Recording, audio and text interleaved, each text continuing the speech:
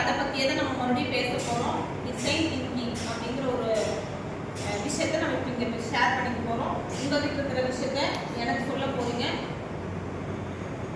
இதில் நிறைய விஷயங்கள் நிறைய பேருக்கு தெரியும், தெரியாமையில யாரும் கிடையாது. கிட்டத்தட்ட நீங்கள் இதை பற்றி ஒரு வருஷத்துக்கு மேலேயா டாஸ்க் பண்ணுறீங்க.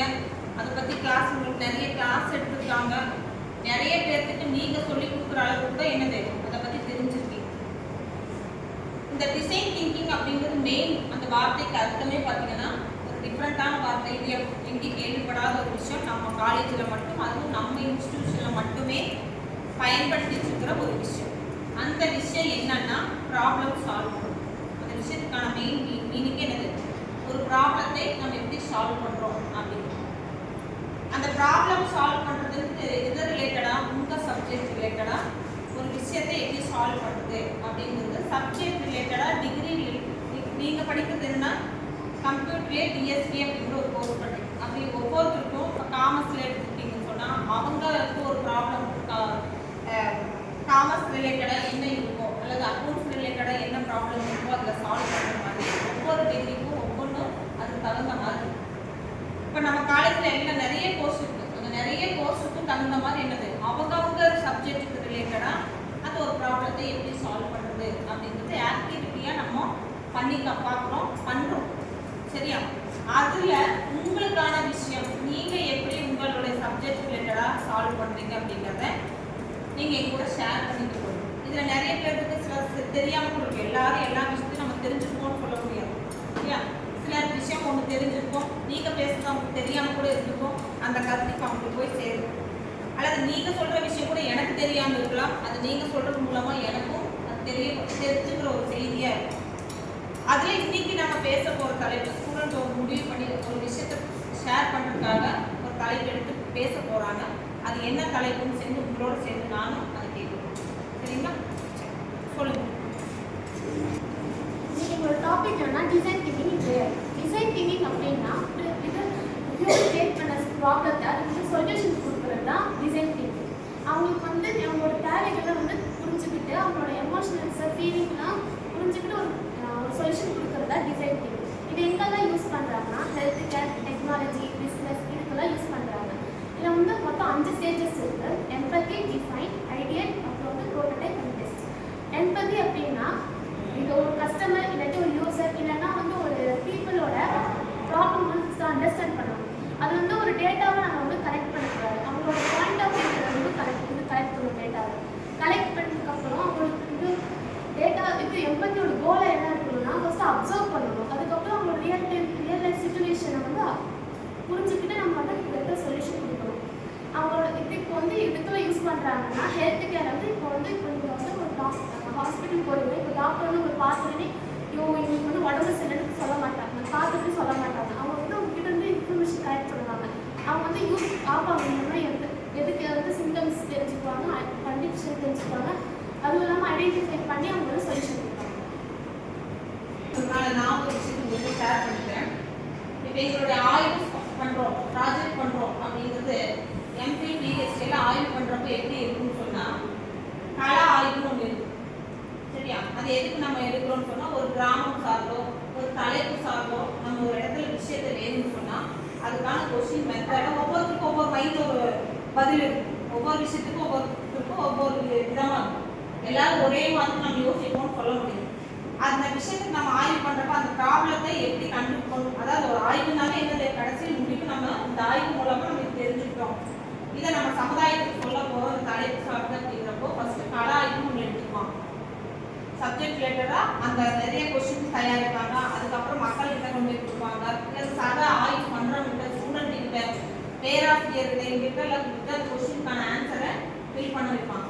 அதில் இருந்து என்ன பண்ணுவாங்க, கருத்து சேகரிப்பாங்க. எத்தனை பேரோட கருத்து இதுவாக இருக்குது, எத்தனை பேர் இந்த கருத்தை சொல்லியிருக்காங்கன்னு சொல்லி அதை கண்டுபிடிச்சி ஒரு டேபிளேஷன் மாதிரி போட்டு அது சொல்யூஷன் கண்டுபிடிப்பாங்க.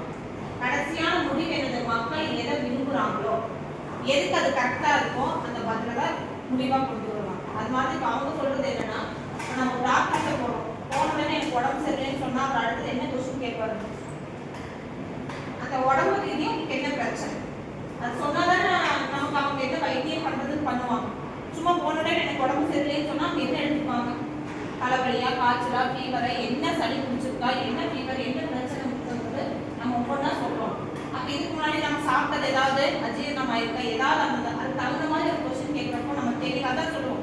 டாக்டர் கிட்டவும் வக்கீல் கிட்டவும் எதுவும் சொல்லக்கூடாது, பொய் விஷயம் சொல்லக்கூடாது. சரி, உண்மையை சொன்னாதான் அவங்களுக்கு அதுக்கான மருந்து கொடுப்பாங்க. உடம்பு சரியில்லைன்னு போனாலும் எதையாவது ஒரு மருந்து அவங்க கொடுத்துட்டான்னு சொன்னா அது ப்ராப்ளம் சால்வ் ஆயிருமா, உடல் ரீதியாக அந்த நோய் போயிடுவாங்க, போகாது, மறுபடியும் எச்சாயிடும். அப்போ நம்ம சொல்ற விஷயம் தெளிவாக இருக்கும். அதனால ஒரு ப்ராப்ளம் எடுத்துக்கிட்டோம்னு சொன்னா அதுக்கான தீர்வு கண்டுபிடிக்கிறதுல உண்மை தன்மை என்னன்றதை கண்டுபிடிச்சு அதற்கான பதில் கொடுக்குறது என்னது அந்த ப்ராப்ளத்தை தெளிவாகும். சரியா? நீங்க சொன்ன பதிலுக்கும் நீங்க சொன்ன விஷயம் எங்களுடைய தமிழ் ரிலேட்டடா நான் சொன்ன ஒரு கருத்து. சரியா? அதுதான் அந்த ஆய்வுடைய கடைசி முடிவு என்னவா இருக்கும், இந்த டேபிளேஷன் போட்டு எல்லாம் கண்டுபிடிச்சதுக்கு அப்புறம் இதுதான் முடிவு அப்படின்னு கொடுக்குறது அந்த ஆய்வுடைய கடைசி தேர்வு. சரியா? சரி, இது உங்க சப்ஜெக்ட்டுக்கு, இது நான் சொல்றது தமிழ் ரிலேட்டடா நான் பேசிட்டு.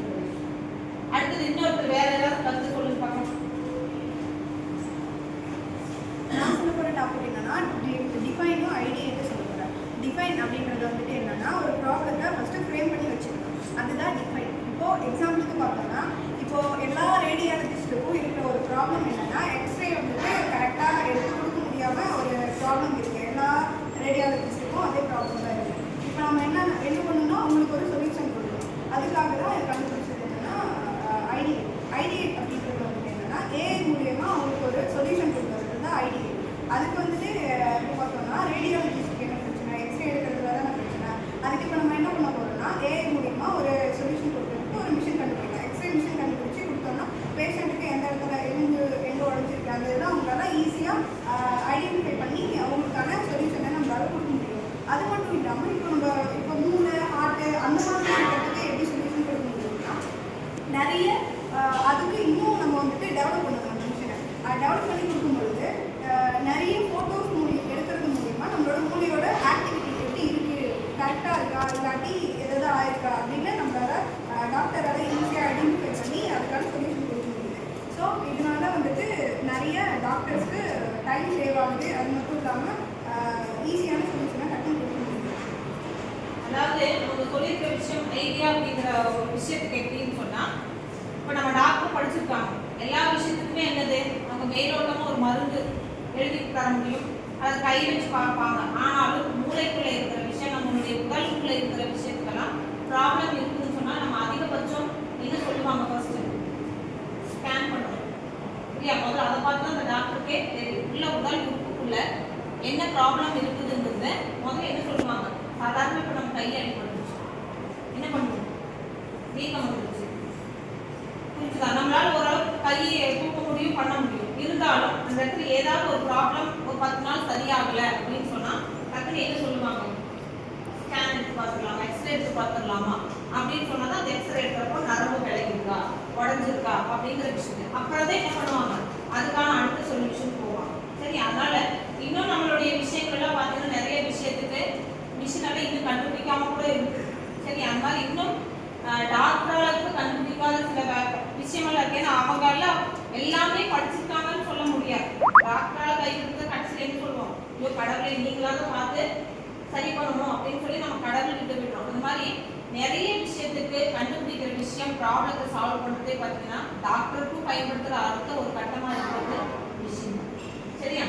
அது மாதிரி இது டாக்டர் ரிலேட்டடாக நம்ம பேசுகிற விஷயத்துக்கு அதிகபட்சம் அவங்களுக்கு உறுதுணையாக இருக்கிறது எல்லா விஷயத்துக்குமே விஷயம்.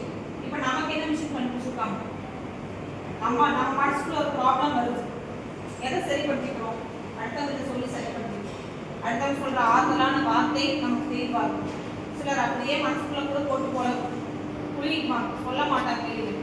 சிலர் சொல்லி அழுதான் அவங்க சொல்கிற அந்த தீர்வு அவங்க மனசுக்கு ஒரு ஆறுதலாகும். இந்த மாதிரி எல்லா விஷயத்துக்குமே ஒவ்வொரு விஷயத்துக்குமே நமக்கு ப்ராப்ளத்தை சால்வ் பண்ணுறதுக்கு ஒவ்வொரு இது இருக்குது.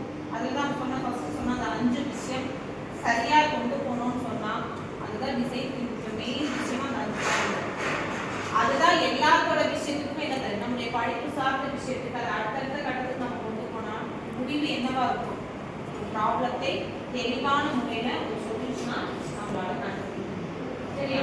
இதை பற்றி நம்ம இன்னும் மறுபடியும் நிறைய பேசணும், ஒவ்வொருத்தரும் இதை பற்றி பேசணும். சரியா? எல்லாருக்கும் இந்த விஷயம் தெரிஞ்சிருக்கும். வாய்ப்பு